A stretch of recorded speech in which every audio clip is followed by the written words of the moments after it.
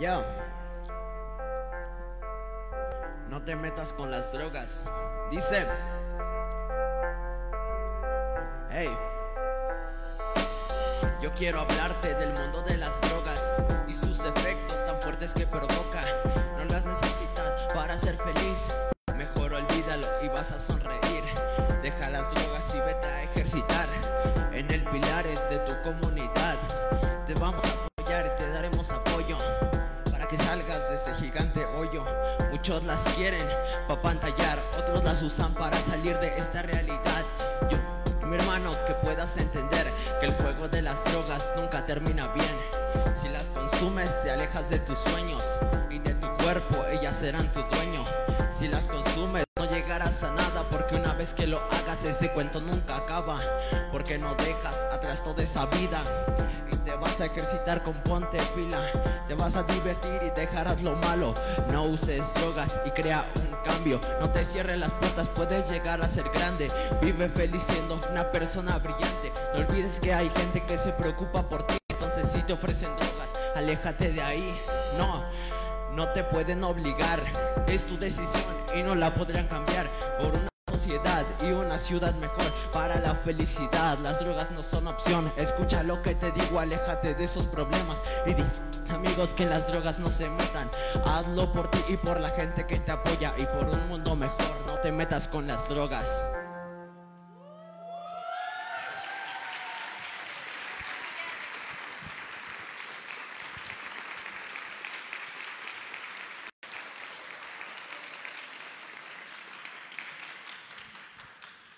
Sean todos y todas bienvenidos y bienvenidas a el primer foro Diálogos Pilares. Agradecemos la presentación de Diego Alejandro González Flores, usuario de Pilares, quien interpretó su canción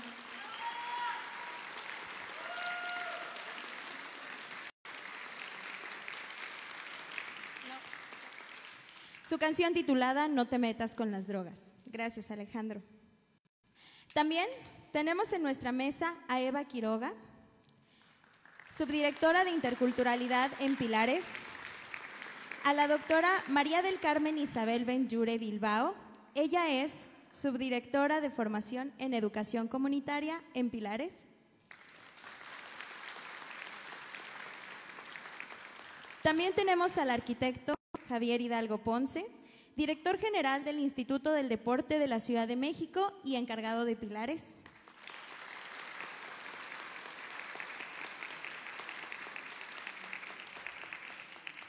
Y como invitado especial, para hablar de un tema muy importante que se aborda desde los Pilares, contamos con la presencia del subsecretario de Prevención y Promoción de la Salud, el doctor Hugo López Gatell.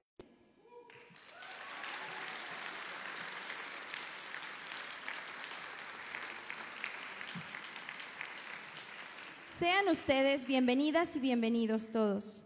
Agradecemos a todos su presencia, también a los que nos están siguiendo de manera virtual vía Facebook, y les cedo la palabra al arquitecto Javier Hidalgo. Gracias, Karen. Buenas tardes a todas y todos. Doctor Gatell, es usted muy bienvenido aquí en Pilares, nos da mucho gusto. Hoy iniciamos este proceso de diálogos en Pilares, coincidiendo también con algo que la doctora Claudia Sheinbaum ha impulsado en los últimos 4 años y medio y que el día de hoy se publica ya en la ley con todo lo que implica, que es crear un sistema de educación comunitaria. Hoy se está publicando en la ley donde ya se representa este sistema, casi 300 pilares en toda la Ciudad de México, donde la población más vulnerable tiene acceso a la cultura, al deporte, a la educación, a los saberes, al desarrollo de oficios. Es por eso que hoy también hemos iniciado este proyecto de Diálogos Pilares, que es un proyecto que vamos a poder transmitir. Estamos transmitiendo a través de Facebook a los 300 pilares. Nos están recibiendo en las ciberescuelas y en las aulas de Pilares esta transmisión, que consiste fundamentalmente en poder debatir sobre la relevancia de este tipo de proyectos como es Pilares en diferentes aspectos. Y hoy, bueno, pues empezamos con el tema, un tema que nos impacta muy fuerte, porque finalmente Pilares, su creación, cuando la doctora Claudia Sheinbaum lo planteó, pues obviamente va dirigido a jóvenes y a poder atender las causas que en parte generan las adicciones. Entonces, doctor Hugo López-Gatell, muy conocido y muy reconocido por todos y todas nosotros, por habernos encabezado con gran valor en el peor momento de la historia de la salud de las últimas generaciones, que fue la pandemia, que se lo agradecemos. No lo habíamos, un aplauso para el doctor por ese.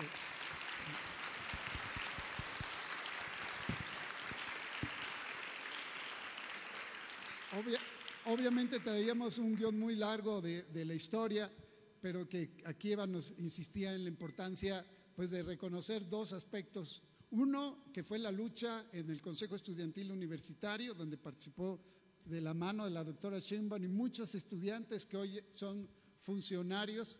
Y otro, que no sabía, que fue parte de un grupo musical, ¿no?, de rock, que Eva escuchaba mucho, ¿no?, y entonces insistía mucho en esto. Bueno, pues con esta introducción no me queda otra más que agradecerle, doctor, y pasarle el micrófono para esta charla e iniciar con esto lo que será algo que hará historia, que son los diálogos en Pilares. Bienvenidos a todas y todos y empezamos.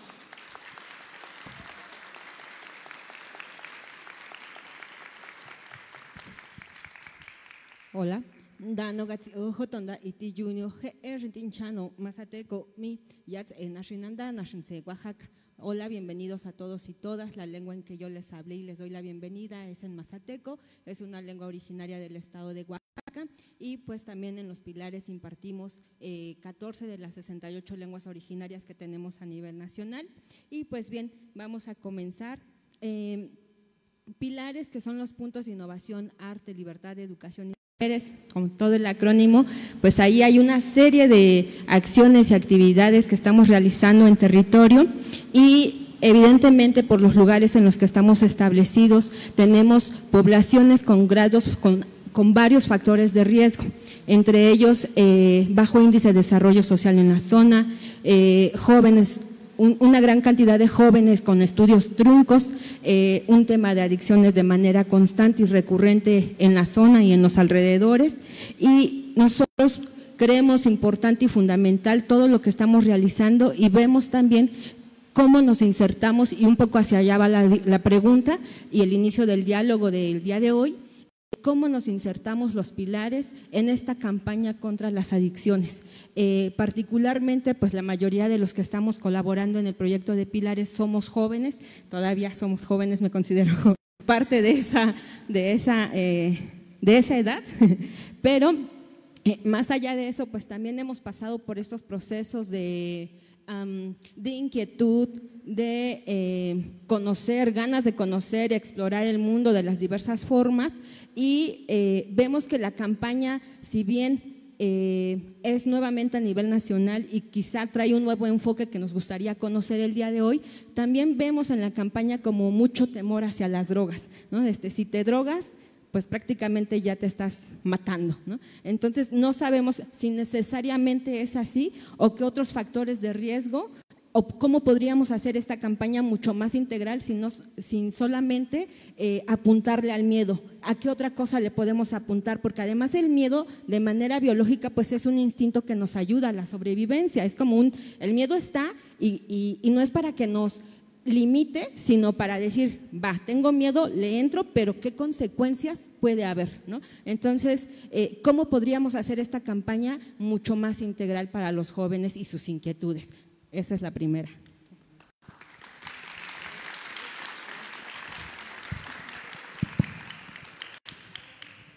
Muchas gracias por la pregunta, muchas gracias por la invitación, querido Javier, y a la comunidad de los Pilares, y gracias por estar en este foro y por retarnos o retarme con estas preguntas que me parecen muy inteligentes. Esto me provoca a comentar un par de cosas, que creo que vale la pena tenerlas como antecedente de lo que significa la adicción a sustancias psicoactivas, a drogas, en el nivel individual, en el nivel social y en la estructura social. Son las tres cosas que quisiera abordar para entrar a este tema de miedo. ¿Hay que inducir miedo o no hay que inducir miedo? ¿O el miedo hace ruido, o estorba, contamina, etcétera? Trataré de ser breve.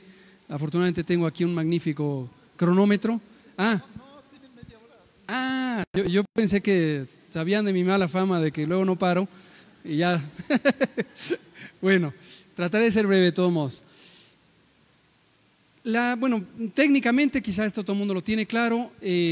La adicción es una condición, se podría decir, fisiológica o fisiopatológica, es decir, una alteración del funcionamiento del sistema de recompensa que todas y todos tenemos en nuestro organismo, específicamente en ciertos circuitos neuronales, en ciertas zonas del cerebro.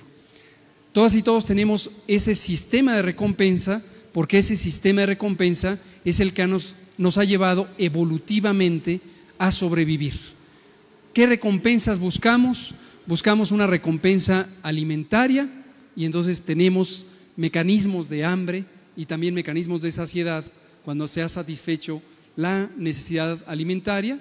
Hoy ya voy a hablar de la adicción también a la comida chatarra y lo que la adicción al azúcar significa, no solo en términos de daños directos a la salud, sino de vinculación con otros mecanismos de adicción. Obviamente hay sistemas de recompensa más primarios, como el sistema de sed y saciedad respecto a la hidratación, etcétera.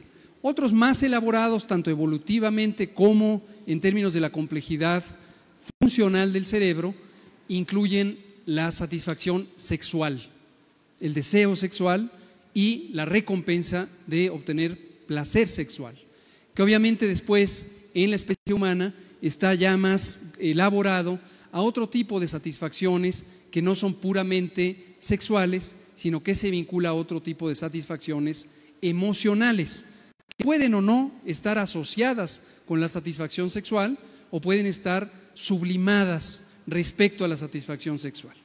Hasta aquí lo que quiero plantear es que todas y todos tenemos un mecanismo en donde buscamos placer.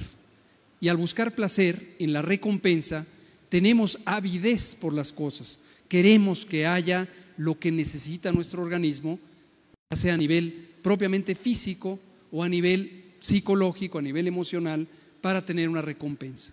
Hasta ahí es como funciona normalmente la especie humana en individuos o en sociedad. Cuando hablamos de adicciones, hablamos de una toma, una sobreposición de ese sistema de satisfacción con una avidez compulsiva.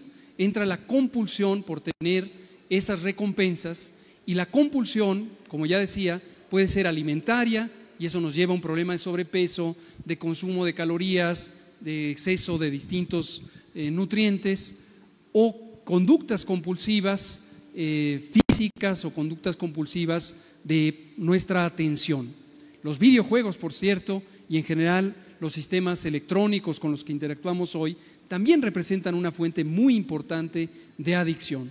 Podemos tener, desde luego, adicción a relaciones emocionales, y esto es todo un capítulo que nos lleva a una vinculación anormal, patológica, nociva para nuestra propia integridad emocional y muchas veces también física. Es otra forma de tener una compulsión por algo. Ahora, centrándonos en el tema concreto de lo que popularmente conocemos como adicción a drogas, adicción a sustancias psicoactivas, aquí viene un elemento adicional o varios elementos adicionales y consiste en que las sustancias mismas estimulan los sistemas de recompensa. El tabaco, por ejemplo, hoy es 31 de mayo y hoy es el Día Mundial sin Tabaco. El tabaco es la droga legal más prevalente, es la más extendida.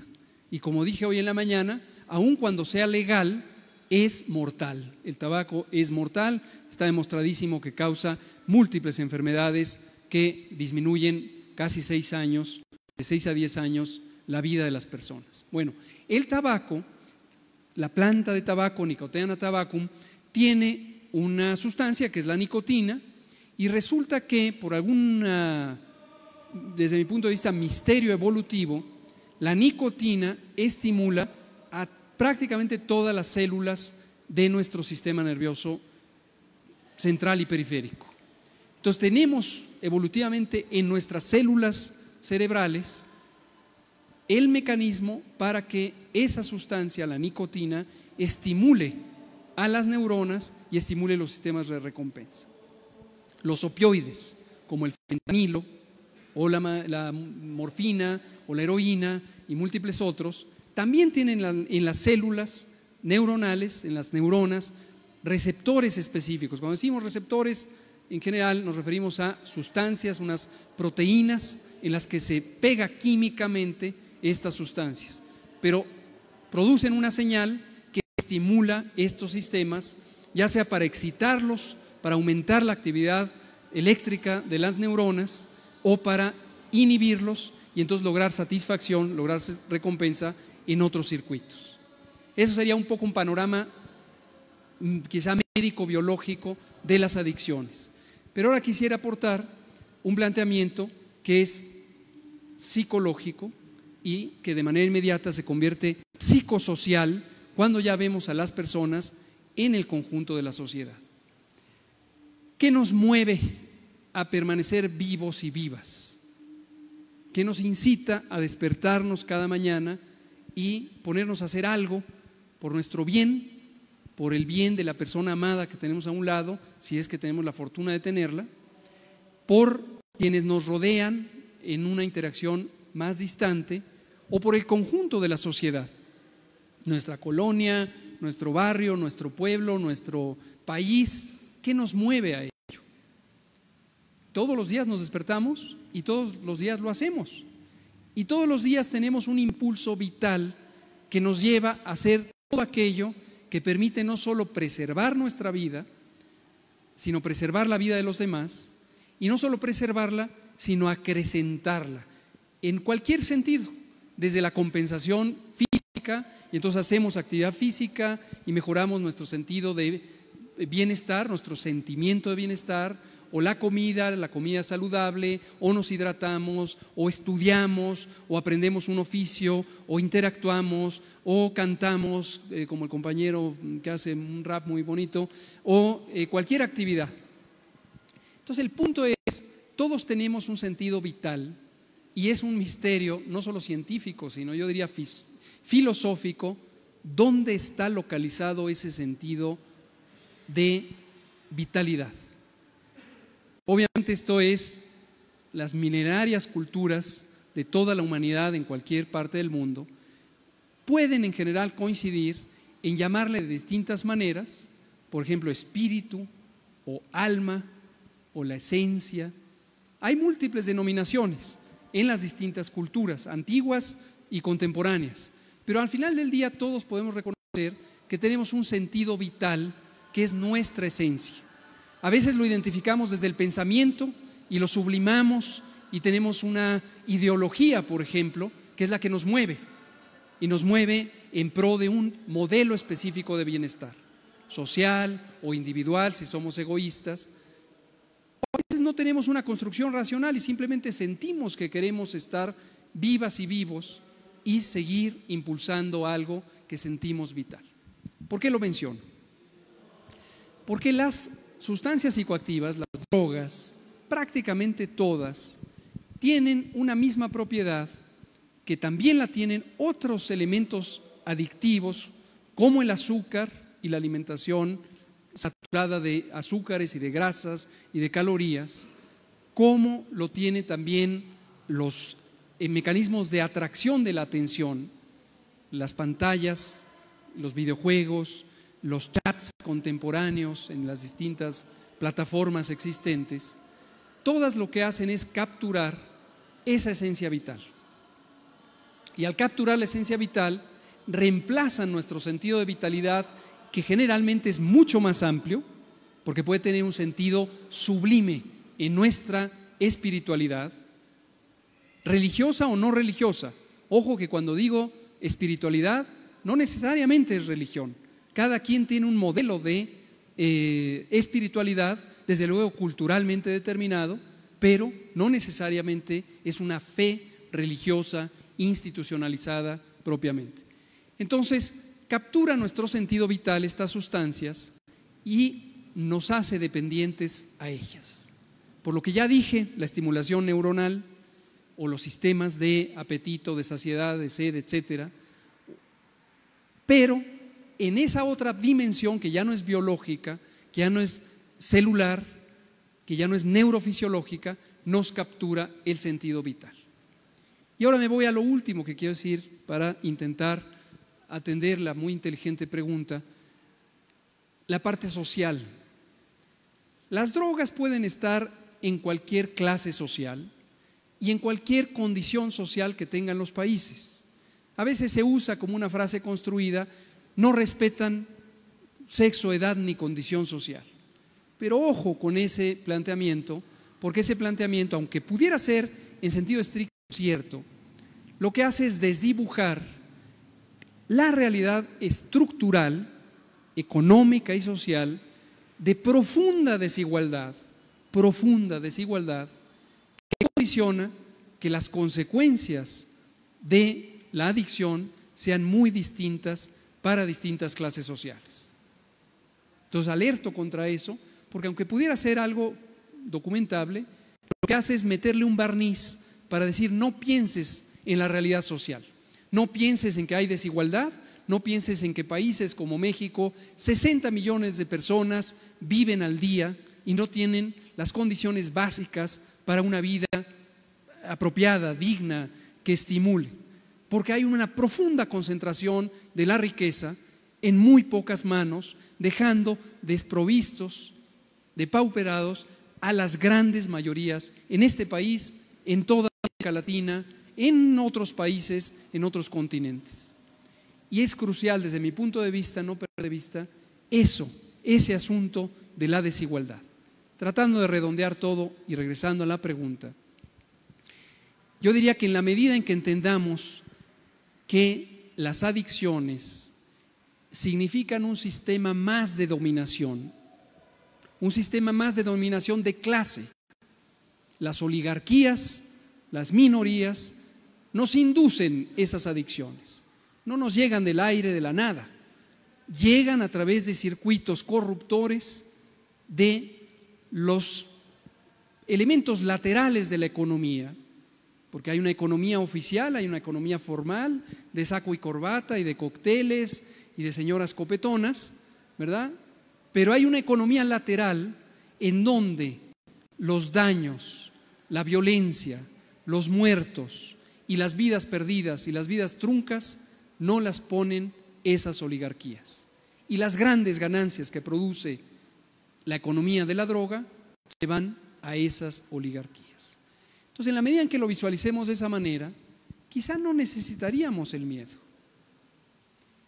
Las campañas en contra de las adicciones y el mismo idea de hablar de en contra y toda esta retórica militarista, la lucha frontal, el combate, toda esta retórica se fue construyendo también en otra capa más de la dominación, en este caso la dominación geopolítica de los países que concentran el poder y la riqueza, incluyendo el poder militar y desde luego el poder económico. Y entonces se fue construyendo para que países no hegemónicos, México y Colombia y Chile y Venezuela y múltiples países africanos y múltiples países asiáticos fueran los excluidos, porque parece que son el peligro. Y en esta retórica de bélica, de guerra, de miedo, de amenaza, tiene mucho sentido el inducir el miedo, porque entonces hay los excluidos, hay los que están en falta, están en necesidad de ser certificados si se portan bien y luchan contra las drogas y compran aparatos bélicos y hacen una gran inversión militar y militarizan un problema de salud pública y un problema de realidad social. Y hemos ido heredando, desafortunadamente, a lo largo de 40 años de neoliberalismo. En el caso de las drogas se remonta mucho más atrás, poco después de la Segunda Guerra Mundial, porque tenemos la fórmula perfecta para el desastre: la inducción de la adicción, la satisfacción de la adicción con la venta de los productos, la violencia que está asociada y además las armas para que las sociedades se maten unos a otros en búsqueda de un enemigo que es el que trae las drogas. Termino diciendo, desde la perspectiva de hoy, de este gobierno, en el gobierno federal, del gobierno de Andrés Manuel López Obrador, en una decisión totalmente consciente que tiene una profunda raíz de conciencia social y política del propio presidente, nos propusimos dar un giro de 180 grados a esa lógica, a esa narrativa. Y entonces empezamos, lo hicimos oficial el 5 de julio de 2019, presentamos la Estrategia Nacional de Prevención de Adicciones, que lleva un lema que se llama Juntos por la Paz. Y no es gratuito ni fortuito que le llamemos así. Y reconozco a mi querido amigo y compañero de trabajo, Jesús Ramírez Cuevas, quien fue el que muy certeramente dijo: este es el lema, esta es la identidad de esta campaña. Porque de lo que se trata es de construir la paz, no de seguir alimentando a la guerra y la destrucción. Se trata de llegar a construir o reconstruir el tejido social, recuperar el espacio público que incluye liberarlo del deterioro al que se le llevó por el abandono, pero también recuperar lo que se privatizó y ya no es público. Y son los espacios de recreación, de cultura, de deporte, de medio ambiente saludable, etc. Y a partir de ello se pretende que se reconstruya la capacidad soberana del pueblo por determinar su destino, a partir de relaciones humanas significativas, y vuelvo a lo que dije antes, por eso lo dije, el sentido vital compartido.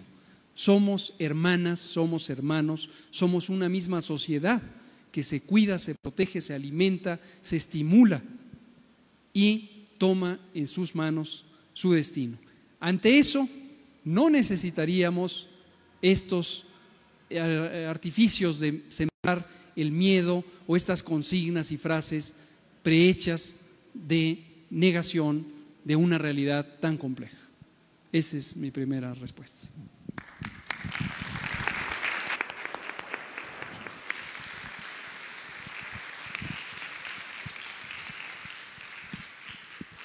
Muchas gracias.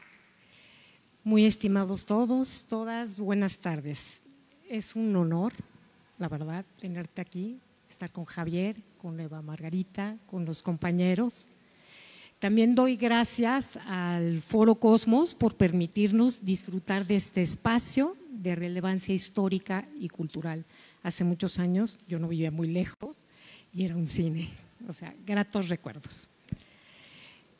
Bienvenida, jóvenes de Pilares, gracias por estar aquí. Tenemos a varios becarios de Pilares.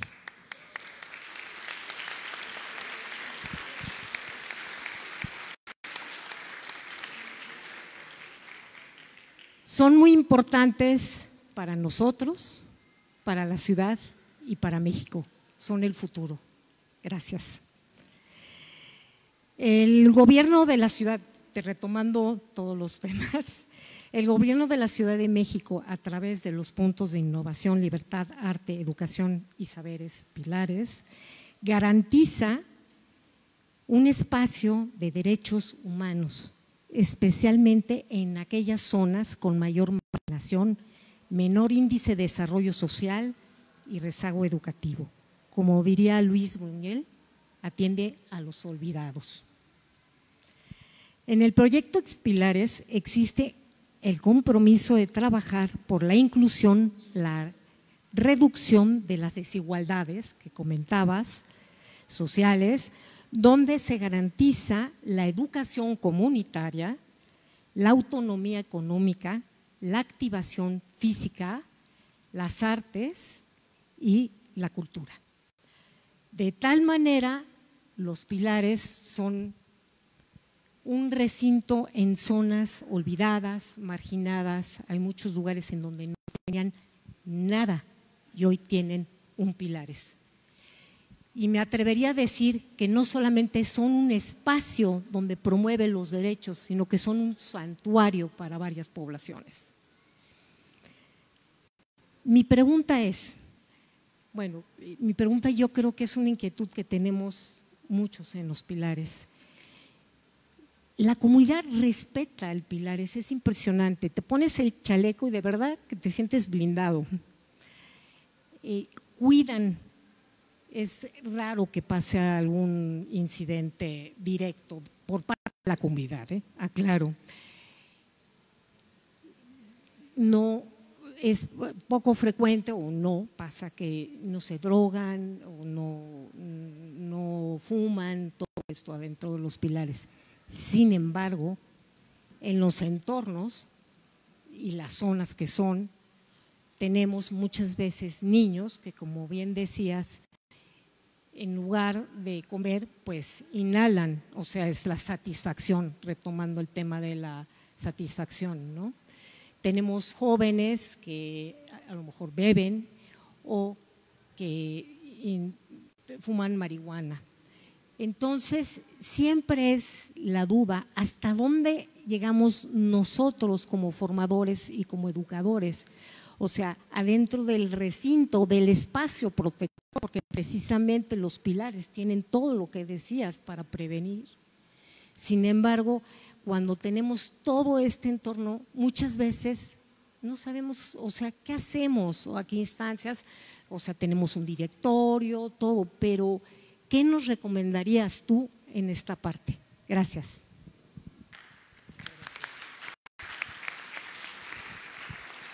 Muchas gracias por esta pregunta también provocadora. Comparto tres ideas. Una muy pragmática que tiene que ver con cómo lo hemos hecho desde el gobierno federal, que evidentemente no excluye, sino al contrario, aprovecha la riqueza construida por el gobierno de la ciudad en los pilares y su hermano gemelo, los faros, las fábricas de artes y oficios y otras experiencias de construcción. Exacto. Entonces, pero hay un elemento que nosotros en la parte del gobierno federal, ciertamente trabajando con los gobiernos estatales o incluso municipales,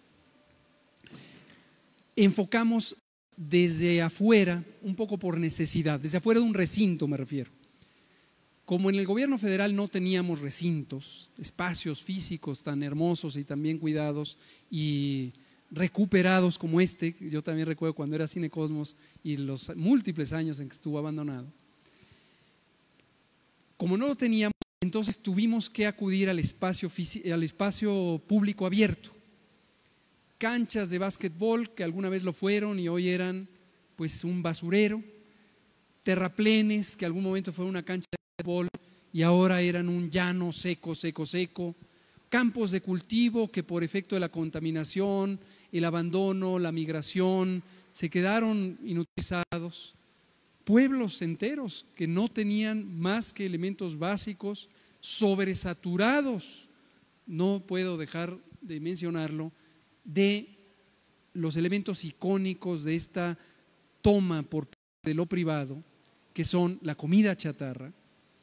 En cualquier esquina se encontraba una miscelánea y el mecanismo de supervivencia económica de la persona propietaria de la miscelánea era un altar a la comida chatarra, a los refrescos embotellados, los jugos, etcétera, ¿no? Escuelas secundarias desvencijadas que ya nadie hacía caso, etcétera, ¿no? Entonces, por necesidad, y regreso a mi reconocimiento a Jesús Ramírez Cuevas, lo que tuvimos que hacer es nuestro propio espacio a partir de una identificación simbólica, que es el paragüitas verde, que se seleccionó para que fuera un sentido no solo de protección, sentido simbólico, sino además de atracción. Quizá una sombrilla negra no hubiera dado el mismo efecto. Entonces, el chiste es que, sobre todo la juventud, donde quiera que se moviera y viera una sombrilla verde, ahí se están reuniendo, ahí se está estableciendo un club por la paz, que es como le llamamos al inicio. Y solamente a partir de esa experiencia, del diálogo, de la escucha, del debate respetuoso, es que empezaron a surgir ideas desde la comunidad, desde la realidad de la comunidad. Y un reto grande para quienes somos servidoras o servidores públicos era y ha sido el no llegar a imponer un modelo desde fuera. Uno trae su propia visión, uno leyó cierta cosa, escuchó cierta otra, tiene una experiencia de trabajo, pero cuidado con venir a imponer y decir, esta es la fórmula. No, el instrumento, el sentido más importante que tiene el trabajo es el oído y la vista. Y hay que conectar con esa realidad. ¿Por qué digo esto? Intentando responder la pregunta, porque esa perspectiva, una de las cosas que nos ha enseñado es a que siempre vamos a tener que pensar en los que no llegaron.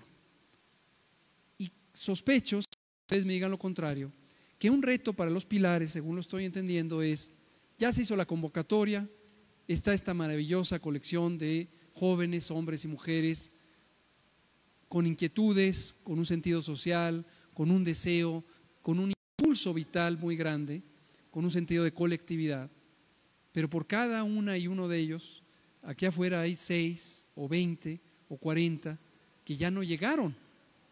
Y no llegaron porque precisamente tenían aún más desventaja de origen, o teniendo el mismo nivel de desventaja, estaban mucho más tomados por todo este aparato de adicción, tanto en las sustancias como en los comportamientos compulsivos, como en las historias, por ejemplo, de violencia, etcétera, ¿no? Entonces coincido con la inquietud, un reto grande es cómo hacemos para expandir. Yo diría, sin intentar ser el que dé la respuesta, solo es una idea que comparto de la experiencia que hemos tenido, que el sentido de construcción a partir del arte y la cultura es profundamente relevante. Yo coincido, según he aprendido, para los pilares esto ha sido un pilar, para los faros también lo ha sido. Construir a partir del arte y la cultura permite mover no solamente la conciencia, lo que se podría lograr a partir de una reflexión, un debate, un diálogo, sino mover ese espíritu, esa alma, ese sentido vital, porque la expresión cultural, y no nada más como una interacción de público, sino la expresión vital, cultural, hecha por uno mismo, mueve otros niveles, otras dimensiones de la conciencia. De hecho, mueve, para ser estricto técnicamente y médicamente hablando, mueve el inconsciente. Y al mover el inconsciente empezamos a descubrir, y esto es lo segundo que quiero decir, el dolor. Detrás de todas las historias de adicción hay dolor, porque todas y todos, absolutamente todas y todos, venimos arrastrando dolor. Es el dolor profundo de nuestra alma, porque sufrimos negligencia, porque sufrimos abandono, porque sufrimos violencia, porque sufrimos carencia, porque sufrimos lo que quieran y manden. Todos traemos ese dolor. Y ese dolor es en sí mismo una fuerza que puede ser vital o puede ser antivital. Antivital. Y antivital es que encontremos un mecanismo de reducir el dolor para olvidar su origen histórico, cuando éramos niñas y niños o adolescentes, o presente. Porque por un efecto farmacológico, las sustancias, pero también por un efecto de estos mecanismos de recompensa que decía al inicio, pues yo me puedo pasar en el celular horas o me puedo estar haciendo nada en el ocio porque lo que quiero es alejar ese dolor. ¿Por qué lo menciono y por qué lo mencioné como segundo punto? Porque veo lo que voy a decir ahora, tercer elemento, que es una respetuosa sugerencia para los pilares la enorme oportunidad de lograr sanar espiritualmente a partir de interacciones significativas de unos con otros. ¿A qué voy con esto? Cuando uno se expone a un programa social, por ejemplo, los múltiples programas sociales de la Cuarta Transformación, Jóvenes Construyendo el Futuro y cualquiera de los programas, cuando uno se expone a, o tiene la oportunidad de exponerse a un espacio de construcción, a un punto de innovación, libertad, arte y saberes, educación y saberes, como los pilares, uno puede llegar individualmente y seguramente uno puede beneficiarse individualmente. Yo llego y me inscribo al taller de rap o al taller de teatro o al taller de cine o al taller de lo que sea, o al taller de economía social y solidaria. Salgo, me voy, qué bien, no critico en modo alguno eso, pero muy probablemente, y me lo corroboraba un compañero con quien venía platicando al llegar, hay un punto en donde la comunidad quiere más. Y quiere más es ya no solo una relación de uno a uno de la persona con una estructura institucional, que finalmente es lo que también son los pilares, o el cine y las tendederos expresivos y demás que tenemos en la Estrategia Nacional de Prevención de Adicciones. Uno lo que quiere es compartir el regocijo de que ya sabe hacer un oficio, o ya sabe una técnica, o ya sabe, o ya vivió.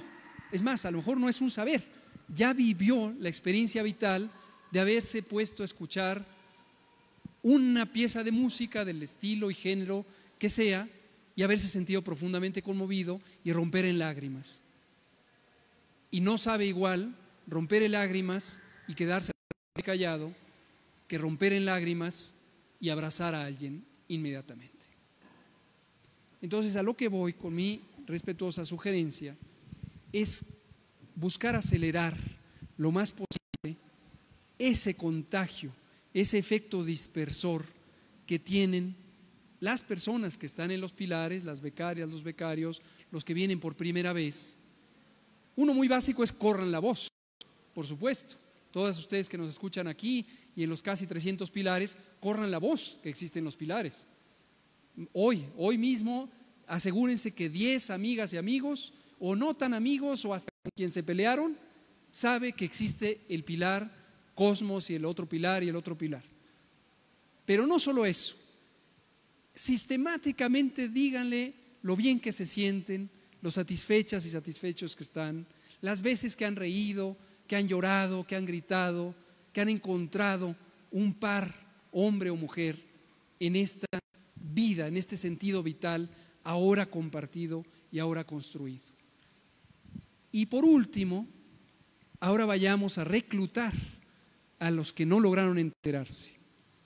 Y pienso que, dada la madurez de los pilares, es momento de empezar a estructurar brigadas comunitarias que salgan a la calle, que suban a las colinas, que bajen a las barrancas, que recorran los llanos y se encuentren a quien sería inusual que viniera un pilar. Por ejemplo, un fenómeno de generación, de edad. Aquí hay mayormente personas jóvenes. Muy poquitos superamos los 50 años. Pero allá afuera hay muchas personas adoloridas que tienen más de 50 años y que ya no tienen quien vea por ellas, o parcialmente tienen quien vea por ellas. Puede haber fenómenos de género, desde luego hay fenómenos de clase social. Hay que ir por la persona menos probable de que esté en un pilar. Y mi sugerencia es empezar a cambiar la demografía de los pilares, sin dejarlos ustedes, jóvenes, hombres y mujeres, pero ahora incluir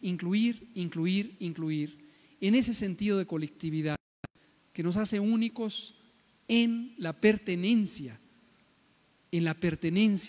a un pueblo, en la pertenencia a una sociedad que se está transformando por sí misma.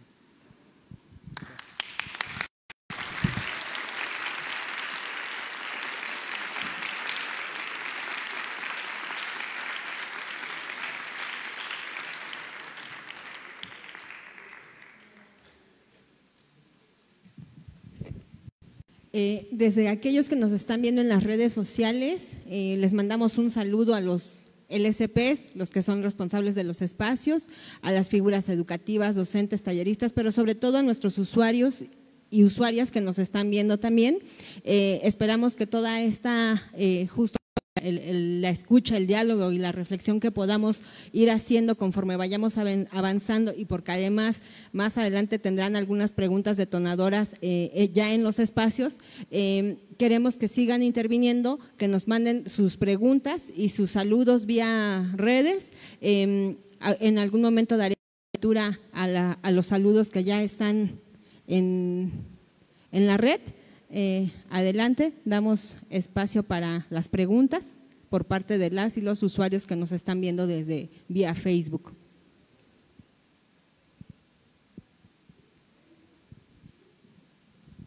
Gracias.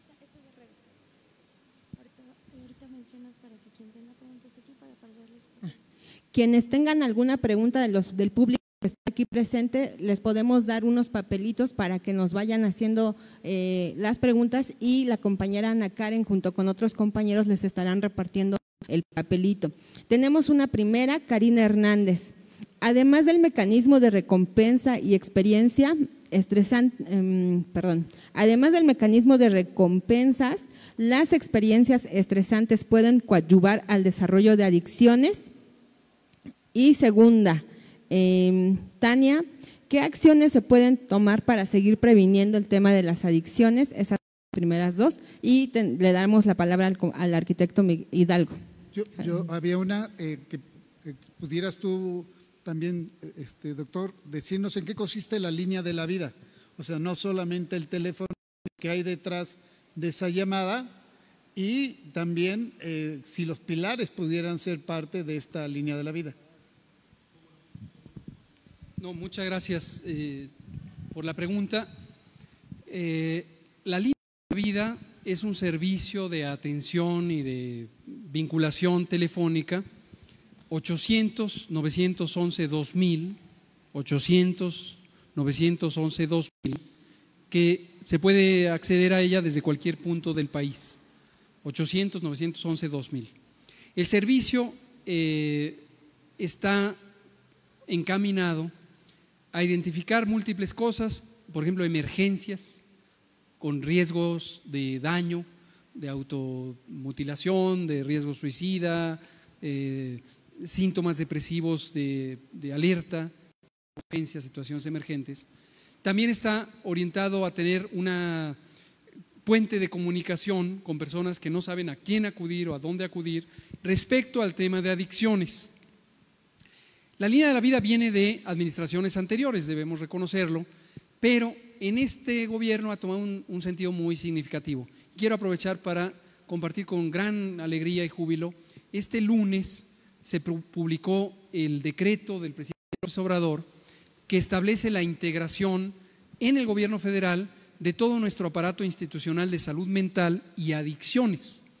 Tenemos un colectivo ahí de compañeras y compañeros sumamente competentes y comprometidas y comprometidos, expertos, son psiquiatras, la mayoría, psicólogos, psicólogas, otros, el doctor Juan Manuel Quijada, Evalinda Barrón, Gadi Sabiki, Diana Tejadilla, la maestra Diana Tejadilla, Jorge González Olvera, que tienen una gran experiencia en todo este campo, y este colectivo ya venía trabajando como si estuviera integrado lo que hoy ya es una realidad formal, que es la Comisión Nacional de Salud Mental y Adicciones. Y ellos le dieron un cambio muy importante a la línea de la vida para que no fuera un servicio acartonado o burocrático, en donde simplemente personal de ventanilla te dice, sí, le voy a pasar la llamada, tiene que ir al hospital Fray Bernardino o cualquier cosa, sino que realmente tenga un sentido de conexión humana inmediata. Replantearon los guiones de los respondientes, la priorización, los mecanismos de referencia a asistencia institucional, etc. Entonces me parecería muy saludable que lográramos que la línea de la vida se volviera una especie de un superconmutador donde otros servicios de vinculación telefónica, también tenemos la modalidad en redes a través de la página que ahora cambiará, pero solamente era la página de CONADIC, se pueda llegar a la línea de la vida por múltiples razones, ¿no? Ahora, lo último que quiero decir de esto es que, bueno, y tiene que ver justo con la pregunta que hace la compañera Karina. Cuando dije del sistema de recompensa, es algo que es una propiedad de cómo funciona el cerebro de muchos animales, no solamente los seres humanos, que obviamente somos animales, sino otras especies, tenemos esos mecanismos. La satisfacción de esos sistemas de recompensa es lo que nos vincula con la adicción cuando existen elementos no satisfechos. Ya hablaba del dolor profundo, del dolor interno que tenemos, pero la ansiedad, como un síndrome clínico y formas diversas de la ansiedad, es lo que nos pide, lo que nos llama a encontrar esas satisfacciones. Desde cierto punto de vista son un poco satisfacciones distractoras, porque lo que queremos resolver es la ansiedad y la causa de la ansiedad. Y lo encontramos distrayéndonos con un videojuego, con una red social, fumando, vapeando, tomando. El alcohol obviamente también es una droga legal y también mortal, etcétera, ¿no? Entonces, en ese sentido, la línea de la vida, al ampliar su visión y ya no ser simplemente un tema de adicciones, sino un tema de salud mental, tiene mayor potencial. Lo último que digo ahorita es, cuando pensamos en la salud mental y en otras dimensiones de la salud, también física, hay que tener a mano el sentido de bienestar. Y obviamente vuelvo a la perspectiva del bienestar social. No se puede tener salud mental en ausencia de bienestar social, y la línea de vida, si logramos que se vuelva ese superconmutador, nos puede permitir identificar tempranamente oportunidades de incidir, no solamente en el individuo que llama o su familia, sino en la condición social en donde hay esa carencia, y claro, después ponernos de acuerdo para ir a atajar los factores que están determinando.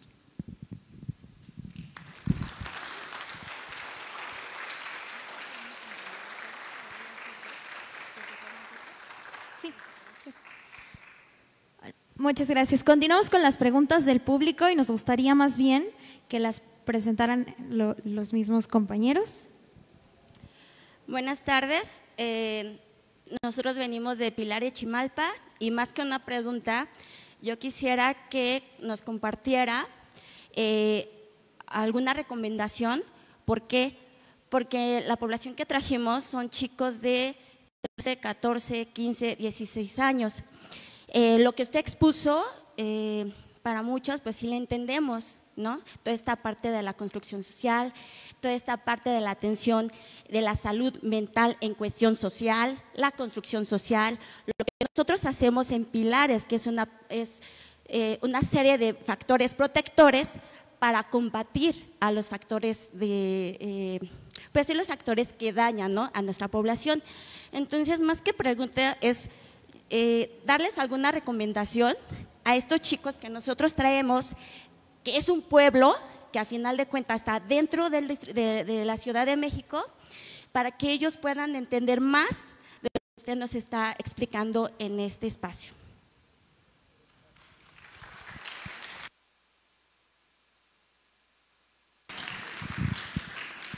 ¿Y dónde están los compañeros? Eso, compañeras y compañeros. Pues se ven súper jovencitos. Qué gusto conocerles.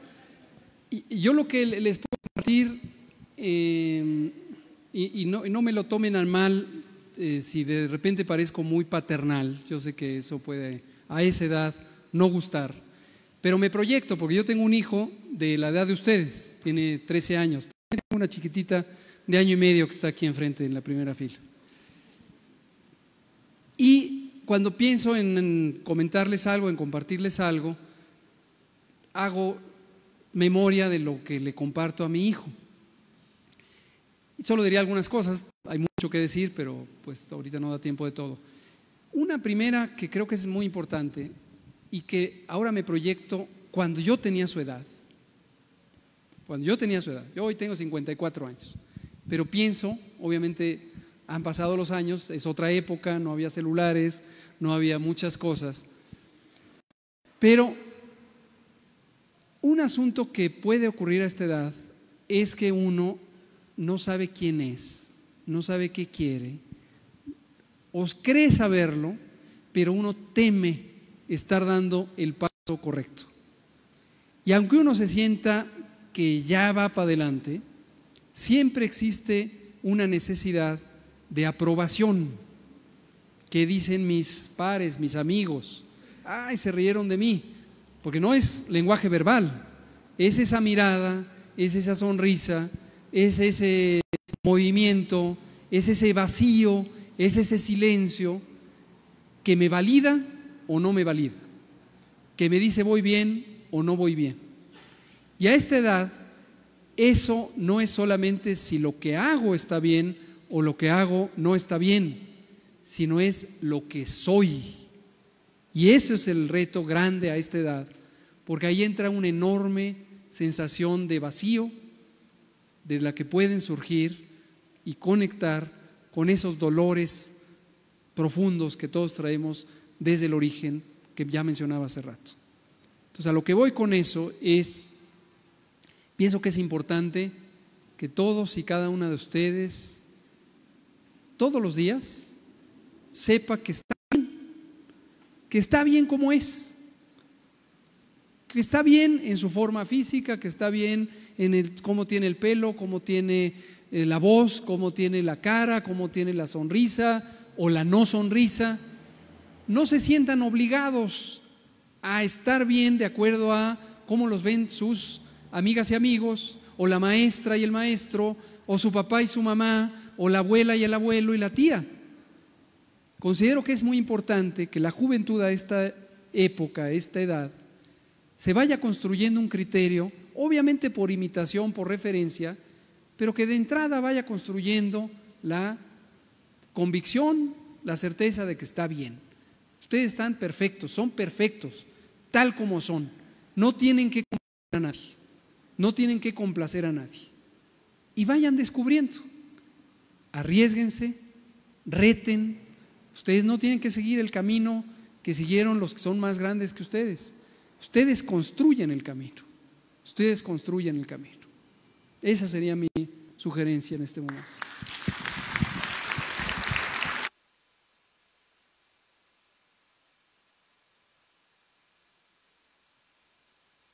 ¿Verdad? ¿Es la compañera sorda?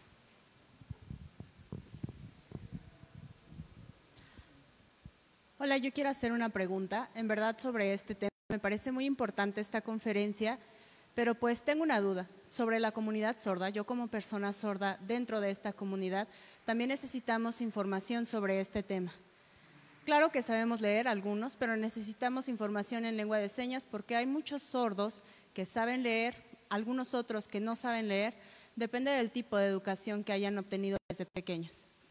Por ejemplo, hablas de la línea telefónica. ¿Qué hacemos? No tenemos un intérprete para que nos pueda ayudar en una situación de emergencia.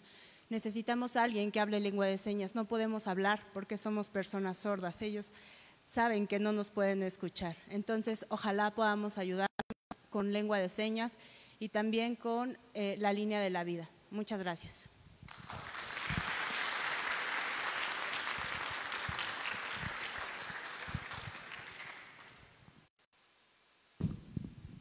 ¿Me ayudan a traducir? Totalmente de acuerdo, muchas gracias por el señalamiento, que lo tomo como una crítica constructiva sobre la que hay que actuar inmediatamente. No estoy seguro, en este momento no podría asegurar que en la línea de la vida o cualquier otro mecanismo de vinculación que tenemos en el gobierno federal, supongo que en la Ciudad de México van más avanzados, estemos asegurando la inclusión de personas que viven con alguna capacidad diferente, sea acústica o auditiva, sea visual o de cualquier otra naturaleza. Pero me lo llevo de tarea y vamos a tratar de hacerlo. Gracias.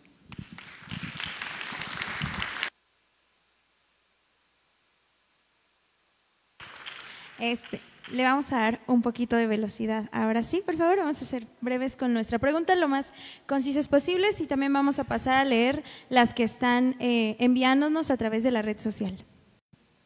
Buenas tardes a todos, a todas. Bueno, yo quiero presentar una situación que creo que pasa mucho también con esto de las adicciones. Las personas que tal vez después de una vida, un periodo muy fuerte de adicciones, tienen daños ya a nivel pues muy fuerte, ¿no? Tal vez incluso hasta permanente. Entonces mi pregunta es, ¿qué recomendaciones daría a las personas que quieren recuperarse de una vida, un periodo de adicciones y que viven el síndrome de abstinencia también? Muchas gracias.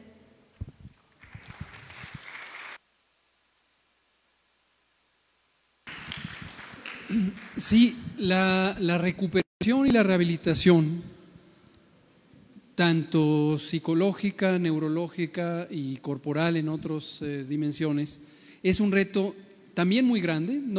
Estaba a punto de decir más grande, pero no, la prevención también es un reto inmenso.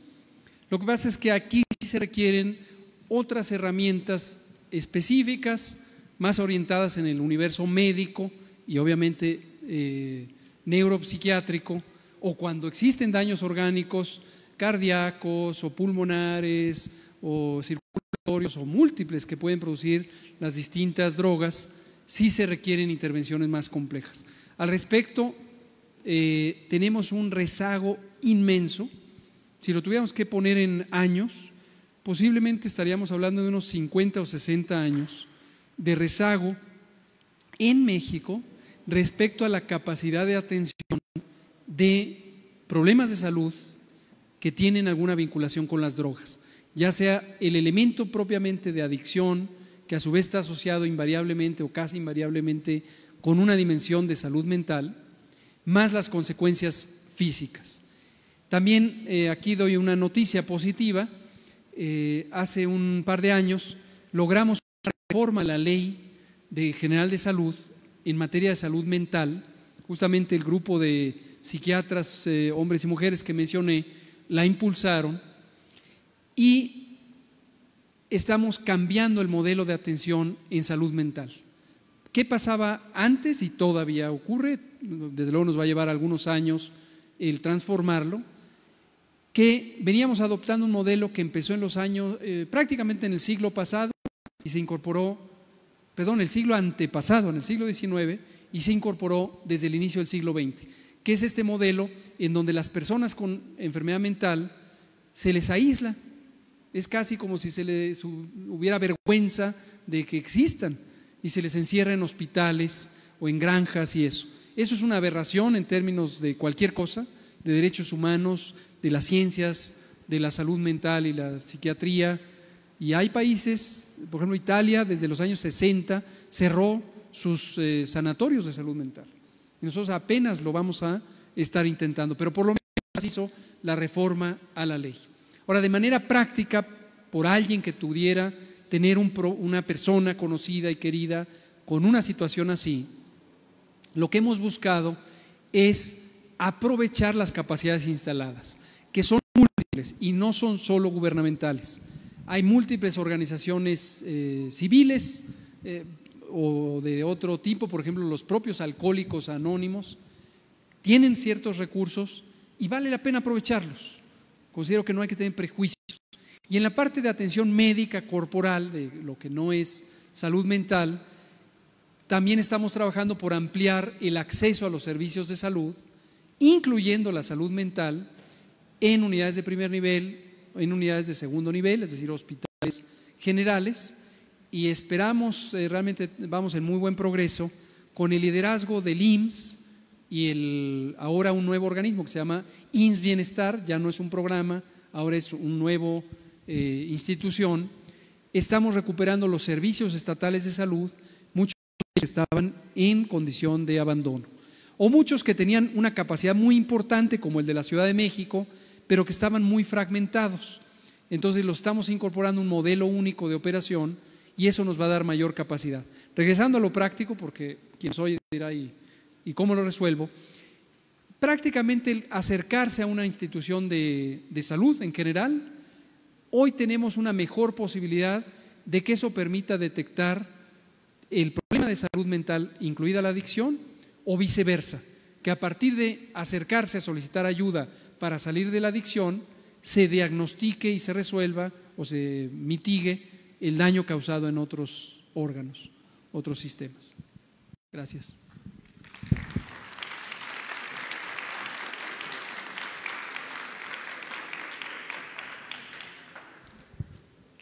Hola a todos. Yo más que una pregunta quiero hacer un aporte y es con respecto a la campaña que tienen contra las drogas.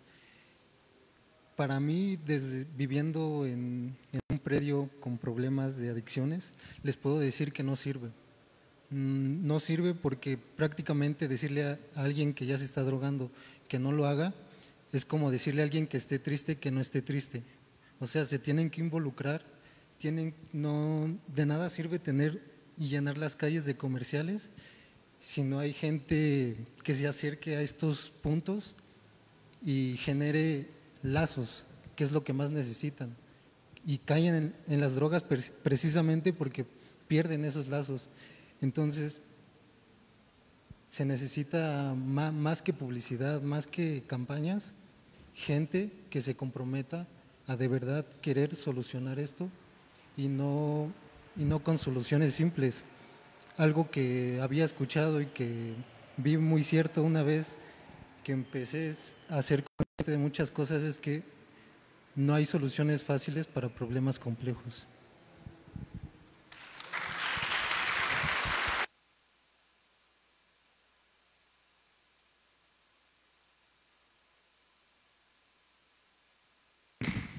Quisiera comentar, primero, muchas gracias. Estoy totalmente de acuerdo, totalmente de acuerdo. Tiene que ver con lo que platicábamos al inicio sobre las campañas de miedo, las campañas de estigma, las campañas de prejuicio. Coincido, no sirven, no sirven. ¿Por qué nos estamos atreviendo a hacerlo ahorita y en particular ligado a esta rama que tiene que ver con las escuelas? Vieron que la Secretaria de Educación tiene un papel muy importante en el liderazgo de esta nueva etapa, porque ya habíamos venido trabajando en lo previo. Nos falta muchísimo, efectivamente son problemas complejos, no va a haber una solución fácil. No se va a acabar aquí. Este es el primer gobierno de la Cuarta Transformación, pero viene otro y en su momento la presidenta, en fin, hará lo que corresponda para seguir un poco con este modelo, ¿no? Esta idea de lo de ahorita tiene un efecto limitado y tiene un efecto limitado no solo en tiempo, sino en quién nos falta de reclutar. O sea, no pretendemos que sea la solución ni regresar a los modelos previos y basados en el miedo y que en Estados Unidos se han impulsado mucho desde Reagan y demás. Solo es porque identificamos que había un segmento que es la población escolarizada que tenía un riesgo inminente de que en sus espacios se normalizaran las adicciones. Y la normalización, es decir, el verlo como, qué bonito, te estás inyectando, qué bien, esas cosas tienen un efecto tóxico en sí mismo, incluyendo en el tabaco, lo decía mañana, el que se vea normal que alguien prenda un cigarrillo es un daño que ya nos causó la industria tabacalera desde hace muchas décadas. Y ahora hay que desnormalizarlo. Hay que verlo como, ¿qué? ¿Un cigarro? ¿Qué te pasa? ¿No?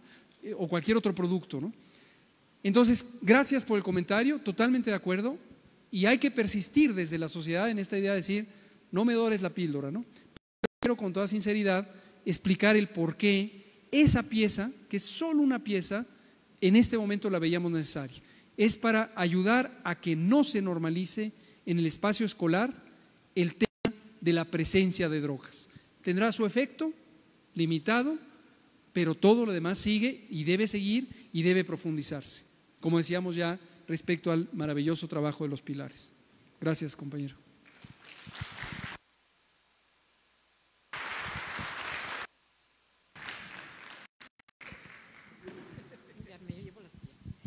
De Gonter, de la comunidad Pilares Cuchilla de Padierna. ¿Cómo podemos incidir en la comunidad para apoyar a los jóvenes? Sí. Bueno, yo pienso que en esencia o sea, indudablemente los pilares lo están haciendo. Obviamente, si ahorita hay casi 300, esperemos a que después haya 1000 o 2000 o 15000. La noción misma de tener un punto de encuentro, de innovación, libertad, un punto de encuentro, un punto referencial en el que se pueda hacer comunidad. Entonces, un poco como los cristales maravillosos de cuarzo. Los cristales surgen a partir de un primer estímulo de agrupación, ¿no? No sé si les gustan los cristales, pero es algo muy bonito porque a partir de un punto de encuentro de dos moléculas, acaba uno teniendo una joya, ¿no? Un cuarzo ahí. ¿Por qué razón? Porque hay un punto referencial en el que se empiezan a agrupar elementos similares, pero comparten su no similitud. Por eso uso la metáfora de los cristales. A mí me gusta mucho esa idea, porque cosas que son semejantes se unen porque son semejantes, pero empiezan a dar lugar a estructuras que no son semejantes.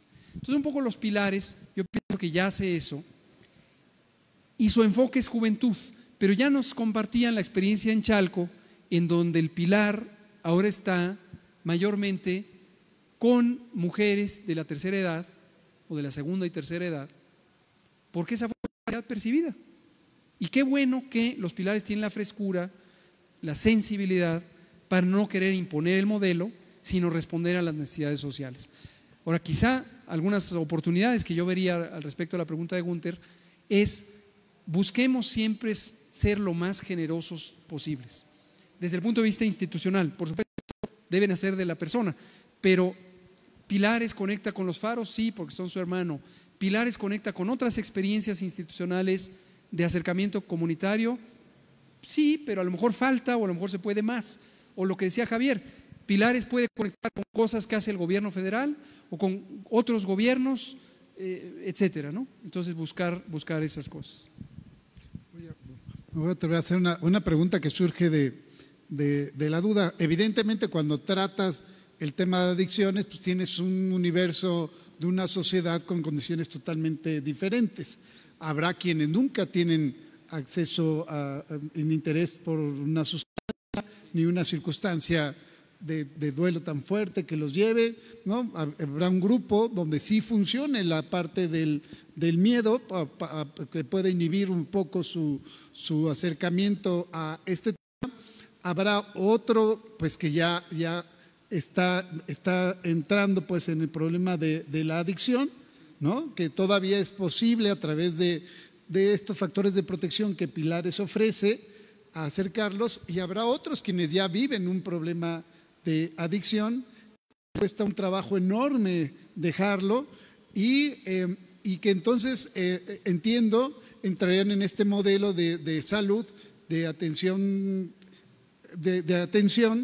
que es, yo lo que quisiera saber es cómo se sustituiría quien ahora se dedica a atender este tipo de casos, que me voy desde los anexos, ¿no? ¿Verdad? Que se desarrollan los espacios de desintoxicación, que son a veces unas historias terribles, hasta Oceánica, que cobra $500,000 por un mes para todo un proceso de desintoxicación, pero que bajo un modelo de salud universal, que entiendo es un reto que no vamos a poder resolver mañana, pero ¿cuál es la perspectiva futuro de poder atender a este sector de la población que ya es presa de la adicción, que su vida vive de manera compulsiva para acercarse a las sustancias y que requiere de una atención médica pues, de tercer nivel,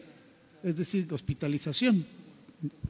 Sí, efectivamente, pienso que todavía tenemos importantes necesidades y por lo tanto oportunidades de estructurar más o lograr mayor capacidad para que la complejidad, lo que tú comentabas, pueda estar no solamente en el problema, sino en las posibles herramientas de solución.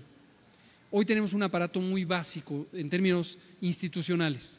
El Sistema Nacional de Salud, incluyendo los sistemas estatales, las instituciones federales, como el IMSS, etcétera, todavía les falta evolucionar mucho para tener una capacidad de vincular lo orgánico, físico, con lo mental, con lo emocional, etcétera. Nos falta, por ejemplo, capacidades para vincular el sistema educativo con el sistema de salud. Nos faltan oportunidades para las estructuras que hay de trabajo comunitario puedan ser no solamente antenas de detectar tempranamente señales de un problema y referirlo para una atención, sino de movilizar ese aparato para ir, por ejemplo, a un sitio donde ya hay personas con distintas etapas de la adicción, porque no todos están en la misma etapa. Hay quien está en riesgo, hay quien está en riesgo inminente, hay quien está en consumo temprano, hay quien está en consumo abusivo, hay quien está en adicción, hay quien está en una adicción sostenida, hay quien tiene ya efectos de largo plazo, tanto en lo psicosocial y neurológico como en lo orgánico, etcétera, ¿no? Entonces nos falta mucho. Yo lo que pienso es que cuanto más rápido logremos tener un mecanismo público de atención al tiempo que trabajamos en prevención, y cuando digo atención es atención emergente, atención sostenida, recuperación, rehabilitación, es decir, todo el espectro, más rápido vamos a poder no solo ayudar a solucionar el problema, sino evitar el oportunismo comercial que efectivamente también existe. Estas empresas corporativas que ganan millones, las hay grandes, medianas, chiquitas y medio chiquitas, en barrios diversos, no solo en la Ciudad de México, sino en Tijuana, en Juárez y demás. Hay corporaciones, aunque parecen chiquitas, de proveedores de servicios de salud que viven de el siguiente. O sea, casi son un incentivo perverso a que permanezca la adicción.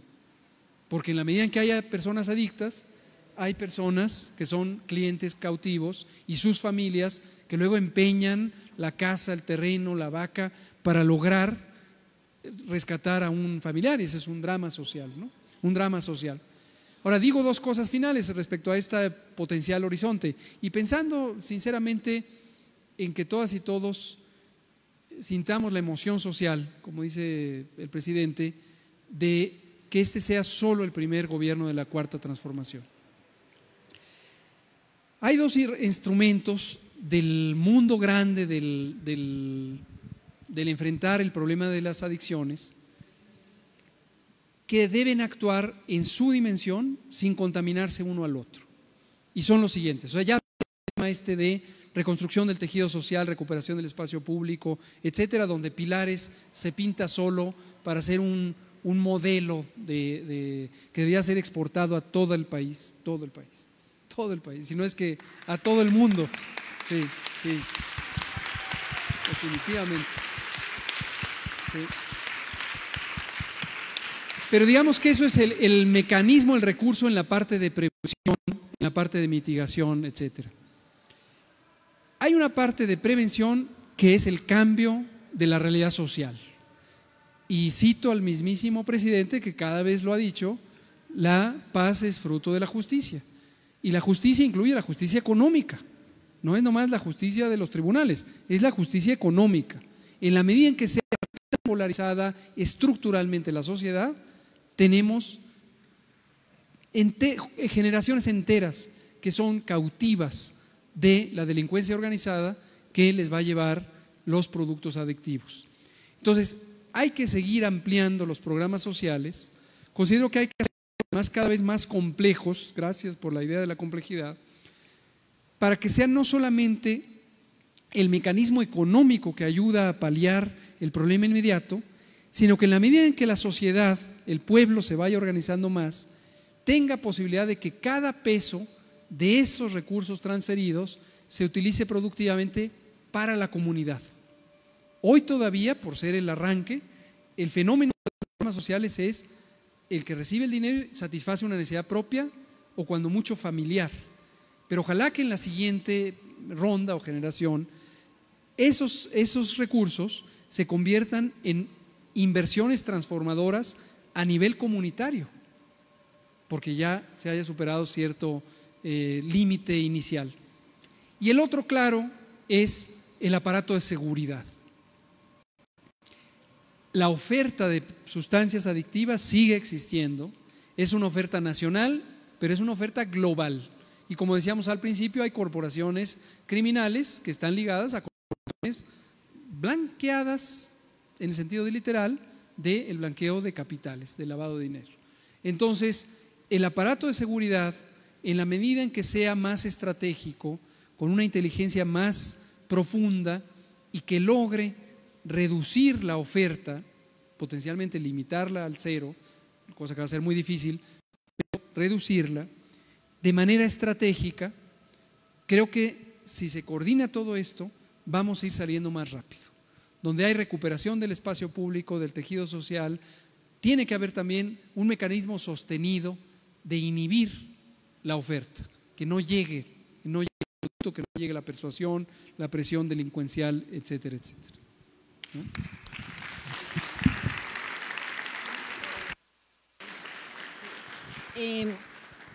Vamos a pedirle a Eva que nos haga el favor de leer la última pregunta, agradeciendo pues esta conferencia. Por comentarles nada más, la tenemos planeada para 40 minutos, ya vamos hora y media, y la verdad es que ha sido tan enriquecedora que podríamos estar horas y horas aquí, pero sí tenemos que darle disciplina con el tiempo.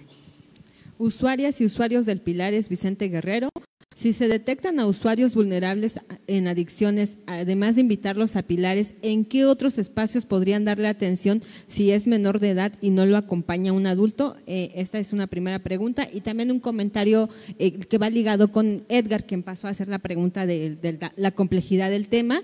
Edgar es de una comunidad indígena, otomí, que encontró afortunadamente un lugar de encuentro, de escucha, que se sintió identificado con la comunidad de Pilares Monterrey, bueno, ahora Benito Juárez, que están por allá los compañeros docentes, y han hecho este trabajo de acompañamiento constante con el predio, y afortunadamente Edgar se integró ya hace más de un año. Primero le buscamos el apoyo económico del INJUVE, donde les dan 3,000 pesos mensuales a cambio de un servicio comunitario. Estuvo ahí 2 meses, tardó un poco en ingresar al sistema de bachillerato, y ahora también tiene actualmente la beca de Pilares, que son de 800 pesos mensuales, y que está haciendo su preparatoria, ¿no? Es un testimonio vivo de los jóvenes que se han logrado acercar en Pilares y que han encontrado ahí un espacio. Hasta ahí dejaría el comentario.